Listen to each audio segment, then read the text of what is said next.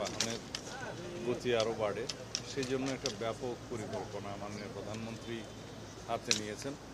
তার অংশ হিসাবে আমরা স্বল্প মেয়াদি কী করতে পারি, মধ্যমেয়াদি কী করতে পারি এবং দীর্ঘমেয়াদী কী করতে পারি সেই বিষয়ে বিস্তারিত আলোচনা হয়েছে এবং সংশ্লিষ্ট সকল দপ্তর, ডিএমপি, পুলিশ, সিটি কর্পোরেশনের 2 প্রশাসক, হোম মিনিস্ট্রি, তারপরে এবং বুয়েটের বিশেষজ্ঞ, অন্যান্য সংশ্লিষ্ট সকল মন্ত্রণালয় যারা এগুলোর সাথে জড়িত আর কর্তৃপক্ষ, বিটিসিএ সহ আরও অন্যান্য কর্তৃপক্ষ সবাই উপস্থিত ছিলেন এবং সিদ্ধান্তমূলক অনেক আলোচনা হয়েছে।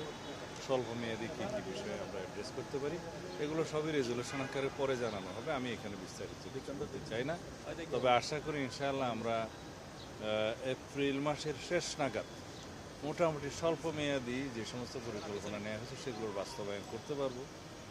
তার ফলে ঢাকা শহরে যানজট সমস্যার অনেকটা নিরসন হবে স্বল্প মেয়াদী। তারপরে মধ্যমেয়াদী এবং দীর্ঘমেয়াদী পরিকল্পনাগুলো বাস্তবায়ন করলে আশা করা যায় এই আমাদের ট্রাফিক সিস্টেমের একটা ব্যাপক উন্নয়ন হবে। আর ট্রাফিক সিগন্যালগুলো আমরা অটোমেশনের ব্যবস্থা করছি সম্পূর্ণ দেশীয় প্রযুক্তিতে। এখন 7টা কাজ করছে, আর সপ্তাহখানেকের মধ্যে আরও 6টা ইন্টারসেকশনের কাজ হবে সিগন্যাল। এরপরে পর্যায়ক্রমে 120টার মতো সিগন্যালিং আছে ঢাকা শহরে, সবগুলোই অটোমেশন করা হবে। ধন্যবাদ।